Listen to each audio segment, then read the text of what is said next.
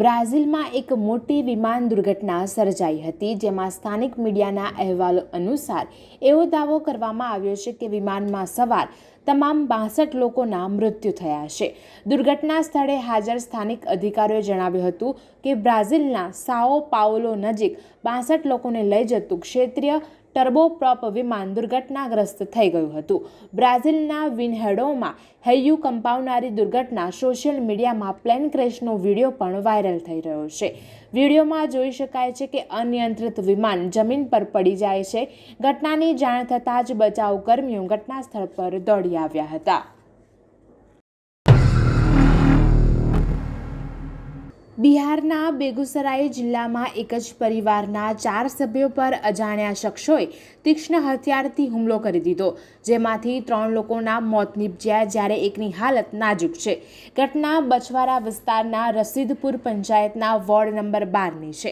મળતી જાણકારી અનુસાર અજાણ્યા લોકોએ શનિવારે સવારે પતિ, પત્ની, પુત્ર અને પુત્રી પર જીવલેણ હુમલો કર્યો હતો. આ ઘટનામાં પતિ, પત્ની અને પુત્રીના ઘટના સ્થળે જ મોત નીપજ્યા, જ્યારે ગંભીર રીતે ઈજાગ્રસ્ત 7 વર્ષીય પુત્રની હાલત ચિંતાજનક છે.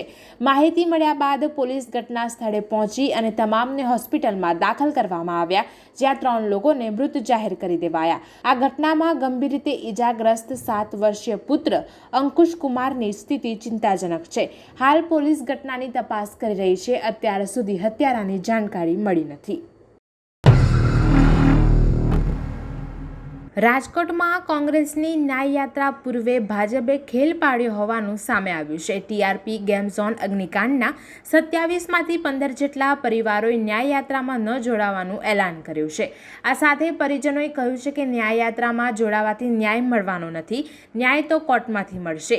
હાઈકોર્ટમાં સ્પેશિયલ પીપી તેમજ ફાસ્ટ ટ્રેક કોર્ટમાં આ કેસ ચલાવવા માટેની માંગણી ભાજપ સરકારે સ્વીકારી છે, જેથી અમે રાજ્ય સરકાર પાસેથી ન્યાયની પૂરેપૂરી આશા છે. અમે રાજકારણ કરવા માંગતા નથી, જેથી હવે કોંગ્રેસની ન્યાયયાત્રામાં જોડાવાના નથી.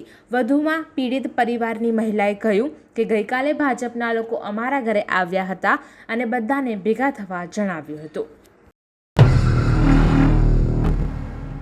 ગોધરાના ગોલવ પાસે ઇકો કારમાં 7 જેટલા લોકો જઈ રહ્યા હતા. દરમિયાન સામેથી આવતા ટેન્કરે ઇકોને અડફેટે લીધી હતી, જેમાં કારમાં સવાર 3 લોકોનું સ્થળ પર જ કરુણ મોત નીપજ્યું હતું, જ્યારે 4 લોકોને ગંભીર ઈજાઓ પહોંચતા તેમને 108 દ્વારા હોસ્પિટલમાં લઈ જવામાં આવ્યા હતા.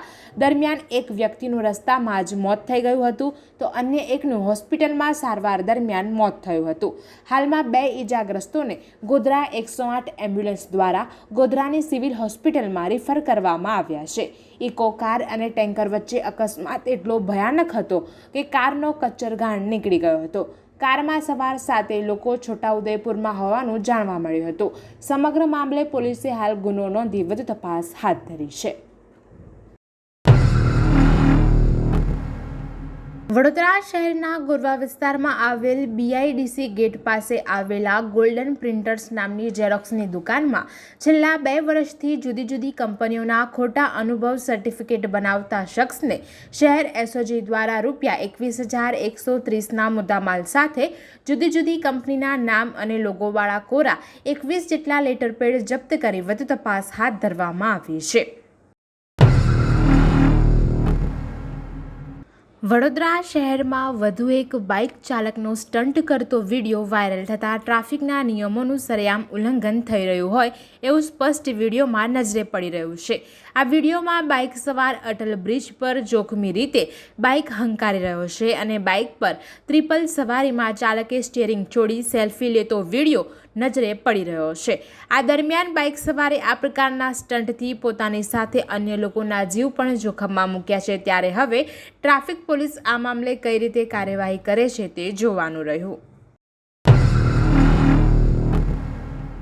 વડોદરા શહેરમાં સતત બીજા દિવસે સાંજે ભારે વરસાદ પડ્યો હતો. સાંજે 7 વાગ્યા પછી શરૂ થયેલા વરસાદને પગલે વિવિધ વિસ્તારોમાં પાણી ભરાયા હતા. 1.5 કલાકમાં 2 ઇંચ વરસાદમાં અલકાપુરી ગરનાળું બંધ કરવાનો વારો આવ્યો હતો. શહેરમાં શુક્રવારે સાંજે ભારે વરસાદ પડતા રાજમાર્ગ પર નીકળેલા શહેરીજનો અટવાઈ ગયા હતા. પાણી ભરાવાથી ઘણી જગ્યાએ ટ્રાફિક જામનો સામનો પણ કરવો પડ્યો હતો. ગોત્રી, વાઘોડિયા રોડ, નિઝામપુરા, કારેલી અલીબાગ, રાવપુરા, માંડવી, માંજલપુર, સમા, ટીપીતેર, સુભાનપુરા, અલકાપુરી સહિતના વિસ્તારોમાં પાણી ભરાયા હતા. આદિવાસી સમાજની ભવ્ય અને ઐતિહાસિક વિરાસત, પરંપરાગત વારસો અને અસ્મિતાને ટકાવવાના પ્રયાસના ભાગરૂપે યુનો દ્વારા 9 ઓગસ્ટને વિશ્વ આદિવાસી દિવસ તરીકે જાહેર કરવામાં આવ્યો છે.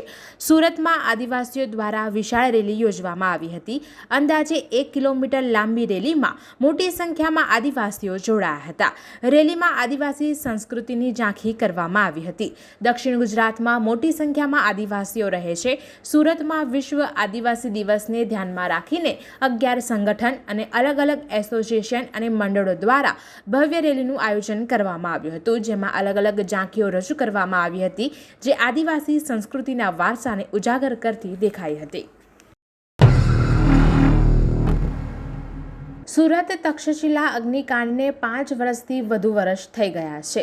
આ અગ્નિકાંડમાં 22 જેટલા માસૂમોએ પોતાનો જીવ ગુમાવ્યો હતો. આ મૃતકોના પરિજનો છેલ્લા 5 વર્ષથી ન્યાય માટે તરસી રહ્યા છે, ત્યારે તેમણે હાઈકોર્ટમાં કરેલી ફાસ્ટ ટ્રેક કોર્ટમાં આ કેસને ચલાવવાની અરજી નામંજૂર કરી દેવામાં આવી છે. ત્યારે હવે કોંગ્રેસ દ્વારા મોરબીથી ન્યાય યાત્રાની શરૂઆત કરવામાં આવી છે.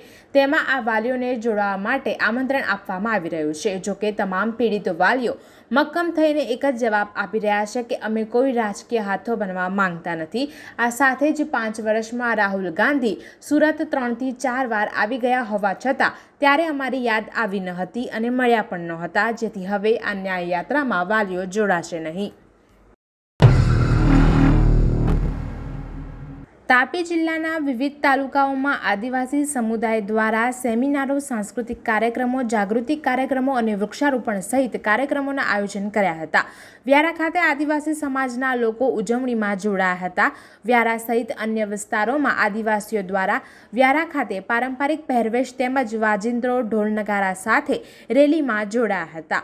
વ્યારાની રેલીમાં યુવા વર્ગ, અબાલવૃદ્ધ સૌ કોઈ ડીજેના તાલે ઝૂમી ઉઠ્યા હતા. જય જોહાર, જય આદિવાસીના નારાથી સમગ્ર નગર ગુંજી ઉઠ્યું હતું. વ્યારા મિશન નાકા પાસે ભગવાન બિરસા મુંડાની પ્રતિમાને ફૂલહાર અર્પણ કરી વિવિધ સંસ્થાઓના આગેવાનોના નેજા હેઠળ વ્યારાનગરમાં 2 કિલોમીટરથી પણ લાંબી રેલી યોજાઈ હતી.